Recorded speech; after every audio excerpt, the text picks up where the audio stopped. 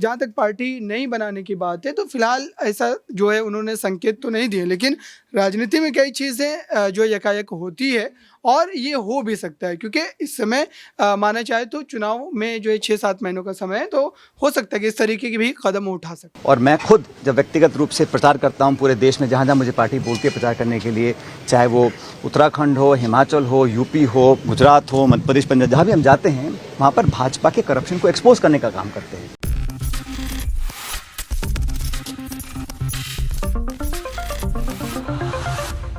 नमस्कार, next 9 news देख रहे हैं आप। आपके साथ मैं हूं मानसी जायसवाल।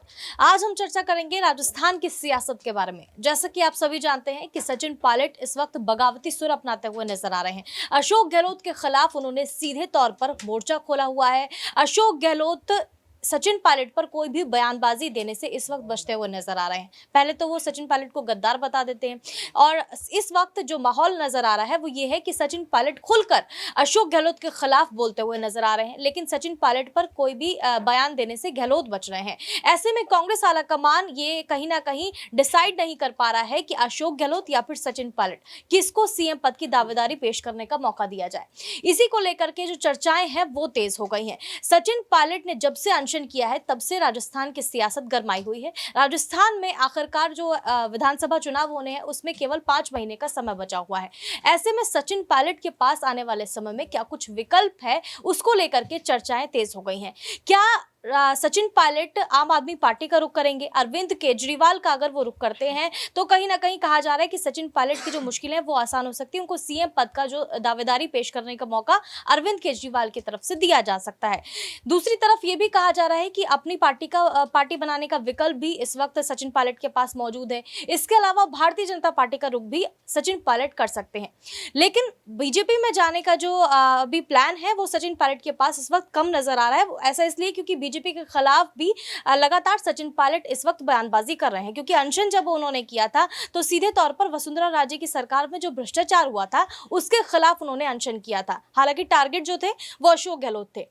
इसी मुद्दे पर लगातार जो चर्चाएं हैं वो तेज हो गई हैं। इसी मुद्दे पर चर्चा करने के लिए मेरे साथ न्यूज रूम में अबरार मौजूद हैं। अबरार, आपसे जानना चाहेंगे कि सचिन पायलट जिस तरीके से इस वक्त परेशानियों में घिरे हुए हैं, कांग्रेस पार्टी के आलाकमान जो है वो फैसला लेने के मूड में नजर नहीं आ रहा है। एक तरीके से ठंडे बस्ते में डाल दिया गया इस पूरे मामले को। आप किस तरीके से देखते हैं अगर सचिन पायलट को डिप्टी सीएम का ऑफर दिया जाता है कि दोबारा से वो डिप्टी सीएम बन जाए, आपको लगता है वो उस ऑफर को दोबारा से एक्सेप्ट करते हुए नजर आएंगे? देखिए, ये जो लड़ाई लगातार सचिन पायलट लड़ रहे हैं वो डिप्टी सीएम की लड़ाई नहीं है, वो जो है सीएम पद चाहते हैं। और जाहिर सी बात है कि उनके इस पद को चाहने के पीछे एक बड़ी वजह यह है कि 2020 में जिस तरीके से बगावत हुई थी और उसके बाद पार्टी में जो है जो सरकार को लेकर के चिंतन मंथन शुरू हो गया था और कहा यह जा रहा था कि ये सरकार गिर जाएगी, बहुमत का आंकड़ा जो है वो जो है ख़त्म हो जाएगा। उसके बाद बीएसपी के विधायकों का आना हुआ, फिर सरकार कहीं ना कहीं जो है स्थिर हुई। तो ये तमाम चीज़ें जब हुई थी उस समय ही पार्टी के कई बड़े जो है वरिष्ठ नेताओं ने ये तमाम बातें कही है, सचिन पायलट को जो है आश्वासन दिया। अबरार, एक और सवाल ये बनता है कि जो विधायक हैं सचिन पायलट के साथ में, अभी वो संख्या जो बताई जा रही है वो 20 बताई जा रही है। अशोक गहलोत के पास ज्यादा विधायक हैं। ऐसे में सचिन पायलट क्या अपनी पार्टी बना सकते हैं?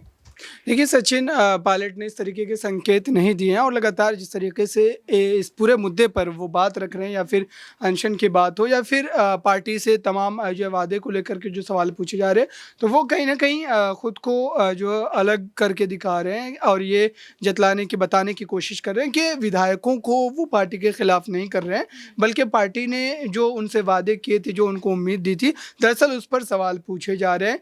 और जो बुनियादी मसले हैं उसको लेकर के वो लगातार जो है अपनी सरकार के खिलाफ कहीं ना कहीं जो है तमाम सवाल दाग रहे हैं। जहाँ तक पार्टी नहीं बनाने की बात है तो फिलहाल ऐसा जो है उन्होंने संकेत तो नहीं दिए, लेकिन राजनीति में कई चीज़ें जो यकायक होती है और ये हो भी सकता है, क्योंकि इस समय माना जाए तो चुनाव में जो है 6-7 महीनों का समय है, तो हो सकता है कि इस तरीके की भी कदम उठा सकते हैं। बिल्कुल, इस तरीके का कदम वो उठा सकते हैं और सचिन पायलट आने वाले समय में क्या कुछ कदम उठाते हुए नजर आएंगे, इसको लेकर के जो चर्चाएं हैं वो तेज हो गई हैं। लेकिन सचिन पायलट ने पिछले साल सितंबर में जो घटना हुई थी उसको लेकर के अपना एक बयान जारी किया। अपने बयान में उन्होंने क्या कुछ कहा है, पहले वो सुन लीजिए। तो वो कहा है कि वसुंधरा जी की सरकार में भू माफिया, शराब माफिया, बजरी माफिया, खान माफिया, तरह तरह के माफिया पनपे थे और आज अगर कोई कह दे कि कोर्ट कचहरी का बहाना लेकर उन वादों को पूरा नहीं करे, हमने मांग करी थी सीबीआई की जांच की, हम लोग गए ज्ञापन लेकर राष्ट्रपति जी के पास, राजस्थान के गवर्नर के पास, कि एक न्यायपूर्वक कार्रवाई हो, निष्पक्ष जांच हो, और अगर किसी ने गलती की है तो उसकी सज़ा मिलनी चाहिए अगर तथ्य सामने आते हैं जांच के बाद। तो मैंने ये मांग रखी थी कि एक जांच हो। और जब मैंने अनशन किया था, हमारी महात्मा गांधी की पार्टी है कांग्रेस पार्टी, यहाँ पर सच की बात रखना, करप्शन के खिलाफ आवाज़ उठाना, अन्याय के खिलाफ अपनी आवाज़ रखना, ये हमारे संस्कारों में है कांग्रेस पार्टी के, जो 125 साल पुरानी हमारी पार्टी है। उसके तहत मैंने एक अनशन रखा था राजस्थान में, जयपुर में, मेरे ख्याल 11 तारीख को। आज 2 हफ्ते हो गए हैं, अभी तक कोई कार्रवाई हुई नहीं है। मैं इसलिए पुनः बड़ी विनम्रता से आग्रह कर रहा हूँ कि हमने जो स्वयं वादे किए थे, जनता को विश्वास में लेकर आए थे, और 2013 से 18 के बीच में हम जनता के बीच जब गए थे तो सबसे प्रमुख, आप सब लोगों को याद होगा, सबसे प्रमुख मुद्दा यही था कि वसुंधरा जी की करप्शन को हम लोग एक्सपोज करेंगे। हमारी सरकार बनने के बाद कई कार्रवाई हुई हैं जिसका मैं स्वागत करता हूँ।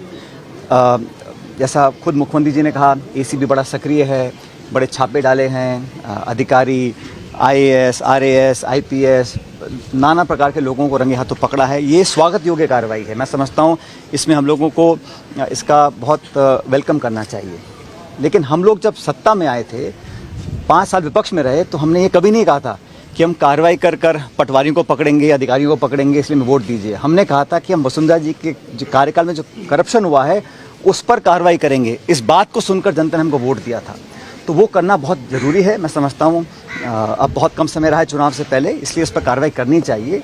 और मेरा ऐसा मानना है कि करप्शन के खिलाफ जब पूरी कांग्रेस पार्टी लामबंद है, और मैं खुद जब व्यक्तिगत रूप से प्रचार करता हूँ पूरे देश में, जहाँ जहाँ मुझे पार्टी बोलती है प्रचार करने के लिए, चाहे वो उत्तराखंड हो, हिमाचल हो, यूपी हो, गुजरात हो, मध्य प्रदेश, पंजाब, जहाँ भी हम जाते हैं वहाँ पर भाजपा के करप्शन को एक्सपोज करने का काम करते हैं।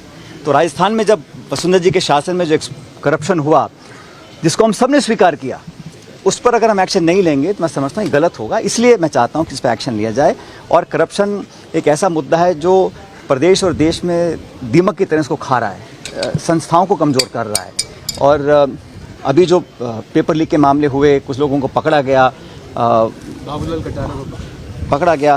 पहले कहा गया था कि कोई नेता, कोई अधिकारी पेपर लीक में सम्मिलित नहीं है।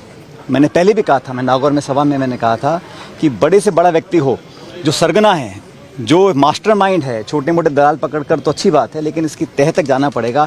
और इसके आज जो अरेस्ट हुआ है आरपीसी के सदस्य, ये कैसे सदस्य बने, किसने रेकमेंड किया था, इसकी तह तक जाना पड़ेगा, क्योंकि कहीं ना कहीं तार और जुड़े होंगे। इसलिए जांच रुकनी नहीं चाहिए। पेपर लीक बहुत बड़ा मुद्दा है, और अगर कुछ हमें तथ्य मिले हैं, कुछ कार्रवाई करी है, तो अच्छी बात है, उसका हम सब स्वागत करते हैं। लेकिन यहाँ पर रुकना नहीं पड़ेगा, हमको और आगे जाना पड़ेगा। इसलिए हम हमेशा चाहते हैं कि हम जो कहें और जो करें उसमें फ़र्क नहीं आना चाहिए। इसलिए मैं भ्रष्टाचार के मुद्दे पर अपनी बात पर कायम हूँ। इस मुद्दे को आगे लेकर जाएंगे। और मैंने सुना भी, कहीं स्टेटमेंट आया, मैंने अपने मुंह से कभी मिलीभगत शब्द का इस्तेमाल ही नहीं किया, तो फिर ये नींबू और दूध और पानी तमाम तरह की सफाई देने की ज़रूरत क्या है? हमने तो सिर्फ मुद्दा उठाया है। मुझे लगता है कि सरकार इसका संज्ञान लेगी। हालांकि 2 हफ्ते हो गए हैं। अभी मैं उम्मीद करता हूँ कि कांग्रेस पार्टी और विशेष रूप से हमारी सरकार जो अशोक जी की नेतृत्व में बनी है, इस सरकार पे अब कम समय रहते कार्रवाई करने का समय आ चुका है। 2 सप्ताह में कार्रवाई नहीं हुई, उधर आपको तो अनशन से पहले ही एक तरीके से प्री नोटिस दे दिया गया। आपके जो अनशन था उसको एंटी पार्टी बता। मैंने भी वो स्टेटमेंट देखा था जो जारी हुआ था। मुझे थोड़ा आश्चर्य हुआ, क्योंकि मैं अनशन किस मुद्दे पर कर रहा था इसकी जानकारी सबको थी। भारतीय जनता पार्टी और वसुंधरा जी के कार्यकाल में हुए करप्शन के खिलाफ आवाज़ उठाना किसी भी दृष्टि से एंटी पार्टी नहीं हो सकता, ऐसा मैं मानता हूँ। और मैंने बड़े स्पष्ट शब्दों में कहा था कि मैं किसी व्यक्ति का जानबूझ के विरोध नहीं कर रहा हूँ, मैं लांछन नहीं लगा रहा हूँ, आरोप नहीं लगा रहा हूँ। सिर्फ भाजपा के कार्यकाल में हुए करप्शंस को मैं चाहता हूँ उसकी तहकीकात हो, ताकि जनता जब अगर 6 महीने बाद हम वोट मांगने जाएंगे, लोगों को लगना चाहिए कि ये लोग जो बोलते हैं कर दिखाते हैं। लेकिन दुर्भाग्यवश अभी तक कार्रवाई हुई नहीं।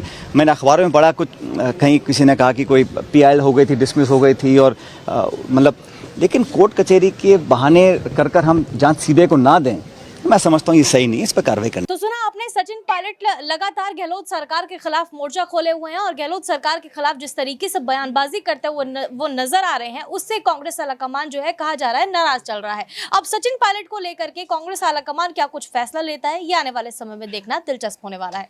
फिलहाल इस खबरों में बस इतना ही। देश और दुनिया की तमाम बड़ी खबरों के लिए देखते रहिए Next 9 News।